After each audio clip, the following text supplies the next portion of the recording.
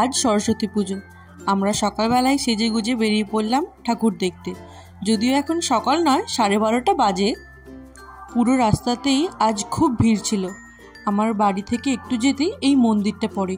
যে কোনো অকেশনে এখানে প্রচণ্ড ভিড় হয়।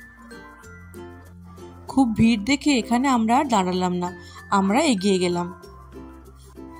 আজ আমরা একা ঘুরতে যাচ্ছি না, আমাদের সাথে আছে আমার দিদি, জামাইবাবু আর আমার দাদা আর বৌদি। সবাই মিলে একসাথে বেরোলে আরও বেশি ভালো লাগে।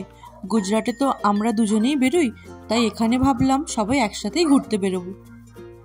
আবার তো গুজরাটে গিয়ে একা একাই ঘুরতে হবে।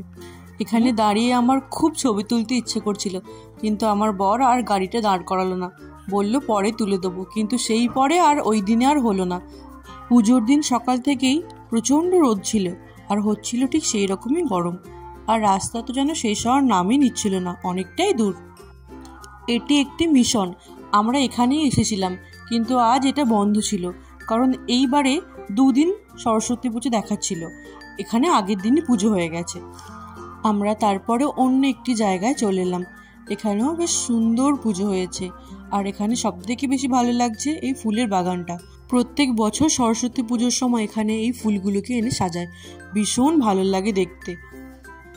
এরা মোটামুটি বসার জায়গা পেয়ে গেছে, এদের আর কিছুই চায় না।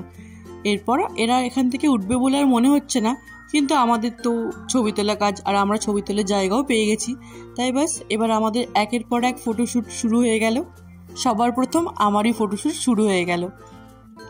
আমি আগে কিন্তু কোনোদিনও এরকম লাইভ দেখিনি, আজই প্রথম দেখলাম। কাঠের মধ্যে ভদ্রলোকটি রবীন্দ্রনাথ ঠাকুরের স্ট্যাচু বানাচ্ছে। এরপরে হচ্ছে আমার দিদির ফটোশ্যুট, তারপরে হবে বৌদির ফটোশ্যুট। বর তো কিছুতেই উঠে আসতেই চাইছিল না, জোর করে ওকে ডাকলাম, একটু কাপল ফটোশ্যুট করবো আমরা।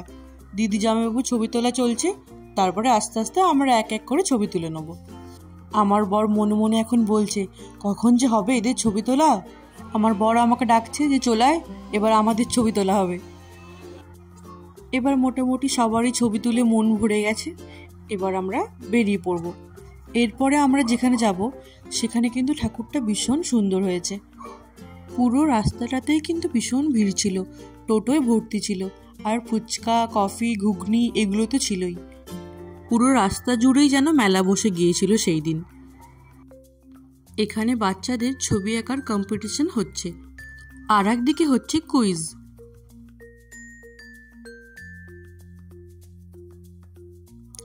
ঠাকুরটা কিন্তু খুব সুন্দর হয়েছিল, ছবিতে অতটা ভালো আসেনি, কিন্তু সামনে থেকে খুব ভালো হয়েছিল। আর এখানেই স্টেজে হচ্ছে কুইজ। এখানে রাখা ছিল হাতের তৈরি সব জিনিসপত্র, দেখে তো মনে হচ্ছে এটারও কম্পিটিশন হয়েছিল। এত সুন্দর হাতের কাজ এখন খুব একটা বেশি দেখতে পাওয়া যায় না। এখানে প্রত্যেক বছরই এই ধরনের অনুষ্ঠান হয়ে থাকে। আর এই দিকে ছিল সবজির প্রদর্শনী, বিভিন্ন ধরনের এখানে সবজি ছিল, অনেক ধরনের সাইজেরও ছিল। টাইমটা অনেক হয়ে গেল, এবার আমরা বাড়ির দিকে আস্তে আস্তে যাব। তার আগে কোথাও কিছু একটা খেয়ে নেব। এতক্ষণ পর রাস্তাটা একটু খালি পেলাম। এখানে আমরা ডিসকাস করছিলাম আমরা কি খাবো, কিন্তু সব কিছু দেখার পর সেই আমাদের মোমোই পছন্দ হলো সবার। আমার ফ্রাইড মোমোটা বেশি পছন্দ, তাই আমি আমার জন্য ফ্রাইড মোমো নিয়ে নিয়েছিলাম, আর তার সাথে ছিল আমার পছন্দের স্যুপ। এই স্যুপটা আমার খুব ভালো লাগে। আমরা 3 জন এবার গল্প করতে করতে বাড়ির দিকে যাচ্ছি। দেখা হবে পরের আরেকটি ভিডিওতে। টাটা।